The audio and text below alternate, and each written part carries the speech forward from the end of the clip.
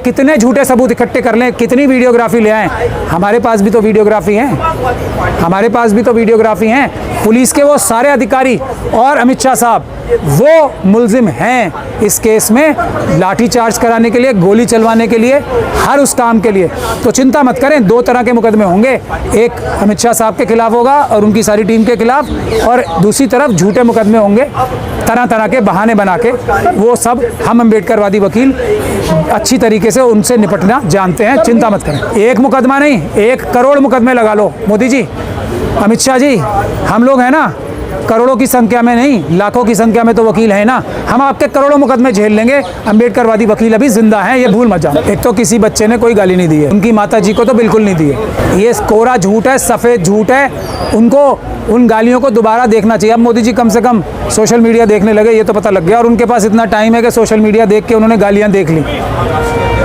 बिल्कुल भी किसी ने माता जी को गाली नहीं दी है, उनके बिल्कुल नहीं दिए, सरासर झूठ है। अगर किसी के पास कोई सबूत है तो अदालत में फाइल करा दें, हम दिखाएंगे कि वो पूरी तरीके से झूठी बात है।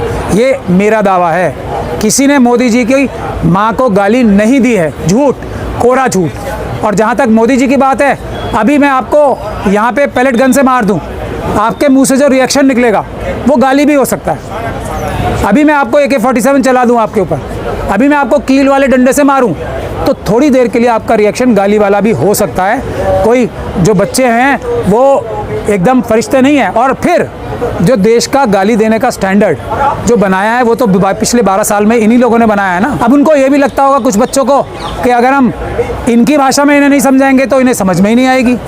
ये RSS और BJP को उनकी भाषा में समझाने की चेष्टा, वो भी उस समय अगर कुछ मुट्ठी भर जो बच्चों ने की भी होगी, बच्चे तो नहीं कहना चाहिए, देश के संभ्रांत नागरिक हैं वो, देश के बराबर के मालिक हिस्सेदार हैं वो, तो उन लोगों के मुंह से अगर कोई निकली भी है तो ये साबित नहीं कर पाएंगे। ये हमारे अम्बेडकरवादी वकीलों की गारंटी है। मैंने तो आपको एक बार नहीं, हर बार एक ही बात बोली है, आज भी वही बोलूँगा, दोहराऊँगा। जो भी लोग सुप्रीम कोर्ट कोई भी केस लेके जाते हैं इस प्रकार का, जो कि पब्लिक का बड़ा मुद्दा हो, देश का बड़ा मुद्दा हो, वो RSS और BJP के एक प्रकार से सहयोगी होते हैं, उनके साथ मिले हुए होते हैं, या फिर वो समझदार नहीं होते। इन 3 कैटेगरी के अलावा कोई कैटेगरी सुप्रीम कोर्ट नहीं जाती है, वो भी डायरेक्ट। तो वो लोग गए थे, RSS की चाल कामयाब हो गई। तो जो हम लोगों का काम था, जो हम लोगों ने इतनी मेहनत करके सड़क पे लड़ाई लड़ के जो पुलिस और प्रशासन को समझाया था कि केस मत कर देना किसी भी बच्चे के खिलाफ, वो हमारे खिलाफ ये ऑर्डर ले आए। देखेंगे एक पहाड़ और आ गया हमारे सामने। लेकिन इन लोगों को चिन्हित करना चाहिए जो सुप्रीम कोर्ट जाते हैं। और प्रशासन थोड़ा बहुत तो हम लोगों से या संविधान से थोड़ा बहुत तो डर रहा था ना, अब तो उनको एक पूरी तरीके से सुप्रीम कोर्ट, उच्चतम न्यायालय का आदेश मिल गया। ये आदेश दिलवाने वाले जो लोग पिटिशनर्स गए थे वो RSS और BJP के एजेंट है। इसमें कोई भी हो, मुझे तो मालूम भी नहीं कौन गया था, लेकिन जाएंगे तो RSS, चाहे कितना भी बड़ा नाम हो, वो RSS और BJP का एजेंट ही है जो सुप्रीम कोर्ट सीधे जाता है। आप फिर सुप्रीम कोर्ट को कहे जा रहे हैं, उन लोगों को नहीं कुछ कह रहे जो सुप्रीम कोर्ट जाते हैं, जब हम मना कर रहे हैं ना। हमसे ज़्यादा बच्चों का साथ किसने दिया है सड़क पे आके? 1 करोड़ रुपए। अब लोग तो जानते हैं ना, जो जिन्होंने लाखों करोड़ रुपए कमाए इसी जनता का हक मार के, वो 1 करोड़ रुपए अगर वो दे रहे हैं तो वो सब भ्रमित करने के लिए था, लोगों को बहकाने के लिए था कि हम आपकी रक्षा करेंगे। अब कुछ कर लिया उन्होंने? 1 करोड़ रुपए ने उनके कर लिया कुछ? तो हम जैसे लोगों के काम में ये रुकावटें हैं। और सबसे बड़ी रुकावट होती है वो लोग जो सुप्रीम कोर्ट सीधे के सीधे चले जाते हैं। तो इसमें अब उनको भी भेज दीजिए सुप्रीम कोर्ट। देखिए वापस पप्पू यादव साहब के खिलाफ ही FIR ना हो जाए तो मुझे बता दीजिएगा। सुप्रीम कोर्ट नहीं जाना है, सीधे तो बिल्कुल नहीं जाना है। उसका तरीका होता है, डिस्ट्रिक्ट कोर्ट है, फिर हाई कोर्ट है, फिर सुप्रीम कोर्ट है। जो सुप्रीम कोर्ट सीधे गया वो RSS का आदमी है, सीधी बात है, इसमें कोई शक और शुबे की। हम लोग भी जाते हैं ना, हम जवाब में जाते हैं। अगर कोई हमें सुप्रीम कोर्ट घसीटता है तो हम भी जाते हैं। मैं अब तक EVM के मामले में सिर्फ एक केस में मैं सुप्रीम कोर्ट गया हूँ, मैं खुद, और उसमें हम अपनी पिटीशन आधी जिंदा रख के बाहर आए हैं और उससे लिबर्टी लेके आए थे हम के हम पूरे देश में किसी भी अदालत में, किसी भी हाई कोर्ट में केस कर सकते हैं। मैं एक ही बार गया हूँ, मेरा सक्सेस रेट सबको पता है कितना है। और ये बड़े बड़े लोग जो हैं, जो हर बार जाते हैं, हर बार हार के आते हैं, वो लोगों का सक्सेस रेट भी पता है सबको। जब मैं मना कर रहा हूँ नहीं जाना सुप्रीम कोर्ट, तो फिर क्यों जाते हैं? तो सुप्रीम कोर्ट की कोई गलती नहीं है इसमें। और फिर जाके वहाँ पे बहस ऐसी करते हैं कि हारेंगे ही, हारने के लिए बहस करते हैं जाके। हर वो व्यक्ति जो सीधे सुप्रीम कोर्ट जाता है वो साथ के साथ ये भी इंश्योर करता है कि हारने के लिए बहस करे हुए। वो पूरी तरीके से आरएसएस के साथ मिले हुए हैं। जो वकील सुप्रीम कोर्ट में जाता है और जाने के बाद फिर बहस ऐसी करता है कि केस हार जाए, वो सब के सब आरएसएस और बीजेपी के एजेंट हैं, भले ही वो कितनी भी बड़े बड़े नाम क्यों ना हो। आपको ये बेसिक बातें समझनी पड़ेंगी अगर आपको अपने आंदोलन कामयाब करने हैं। इन लोगों से, बड़े लोगों से बचना है। जो स्टेज पे गया और स्टेज पे जाने के बाद बंद कमरे में जाके बात किया, उससे वो गया, वो आरएसएस और बीजेपी का हो गया। एक बार आजमा लो, 10 बार आजमा लो, 1000 बार आजमा लो, जो बंद कमरे में गया वो गया, वो हम में से नहीं रहता। अब वो तरह तरह के बहाने टेलीविज़न चैनल्स जो उनको मौका देते हैं बोलने के लिए, उन्हीं को लीडर बनाते हैं।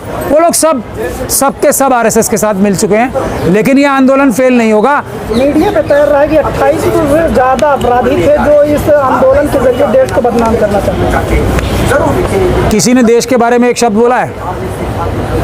मोदी जी को बदनाम करके तो देश का नाम बढ़ता है, क्योंकि मोदी जी एक ऐसे व्यक्ति हैं जो प्रधानमंत्री के पद के ऊपर बैठकर इजराइल नामक जो सो कॉल्ड अपने आप को देश है, हालांकि वो पूरी तरीके से देश अभी इलीगली है, उसको फादरलैंड बताते हैं। जो इजराइल को फादरलैंड बता सके, वो उसके खिलाफ जो भी बोलेगा वो देश की इज्जत बचाएगा, देश की इज्जत खराब नहीं करेगा। ये बुनियादी बात है। वैसे तो 85 रीज़न और भी हैं, लेकिन एक अकेला यही रीज़न काफ़ी है। भारत को छोड़ के किसी और एंटिटी को अपना फादरलैंड बोलेगा जो, उसको अगर बुरा भला बोला जाएगा तो भारत की इज्जत बढ़ाने वाला काम होगा। पूरी दुनिया में ये मैसेज जाएगा कि भले ही ये व्यक्ति जो प्रधानमंत्री के पद पे बैठा हुआ है, ये भारत के लोगों की आवाज़ नहीं है, ये फादरलैंड नहीं बोलता। एप्स्टीन मानसिकता का जन्म जहाँ से हुआ है उस देश को, ये तो हमने, मोदी जी ने तो अपने ऊपर मतलब वो कर ली, अडॉप्ट कर ली एप्स्टीन मानसिकता, इजराइल को फादरलैंड बोल के। भारतीय एप्स्टीन मानसिकता के नहीं है मोदी जी, भले ही हों। इस्तीफा कानूनी तौर पे, और वो भी आरएसएस और बीजेपी के लोगों का, वो तो कानून मानते ही नहीं है ना। संवैधानिक तौर पे होगा। संवैधानिक तौर तरीका है पीसफुल प्रोटेस्ट का। अगर कानूनी तरीके से करना होता तो वो होम मिनिस्टर बनते कैसे? वो तो तड़ीपार थे। तड़ीपार कभी कोई क्या होम मिनिस्टर बन सकता है? बताओ आप मुझे। जो आप व्यक्ति फरार रहा हो, जो पुलिस से भागा हो, भूल जाइए किस प्रकार से उनका मुकदमा जज लोया और बहुत सारी चीज़ों के बाद से वो मुकदमा ख़त्म हुआ। लेकिन जो भगोड़ा रहा हो, जो कानून से भागता रहा हो, उसको क्या होम मिनिस्टर कानूनी तौर पे बनना चाहिए था? हाँ, संवैधानिक तरीके से पीसफुल प्रोटेस्ट होंगे तो इस्तीफ़ा नहीं, जेल भी जाना पड़ेगा, क्योंकि उनको जेल जाना तय है। दुनिया की कोई ताकत अमित शाह साहब और मोदी जी को और आरएसएस और बीजेपी के सभी वो लोग जिन्होंने बेईमानी की है, देश को लूटा है, अडानी जी, अंबानी जी, यूसुफ लुलू जैसे लोगों को देश बेच दिया है, वो लोग जेल जाएंगे और लंबे समय तक जेलों में।